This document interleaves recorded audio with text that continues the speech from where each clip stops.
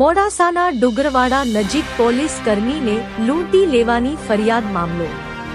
ડુગરવાડાના રહીશોએ ખોટી ફરિયાદ બનાવ અંગે પોલીસવડાને લેખિત જાણ કરી। પોલીસ કર્મીને દારૂ પીધેલી હાલતમાં મોડાસા રૂરલ પોલીસે ઝડપ્યો હતો। પોલીસ કર્મી વિક્રમસિંહ વિરુદ્ધ પોલીસે ફરિયાદી નોંધી હતી।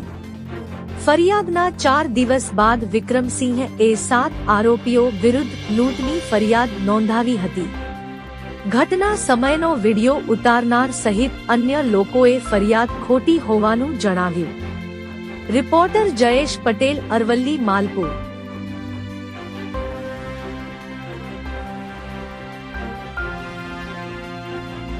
તમારું નામ પરિચય આપજો। મારું નામ પટેલ અલ્પેશ કુમાર ચિમનભાઈ પટેલ છે। હું ડુગરવાડાનો વતની છું।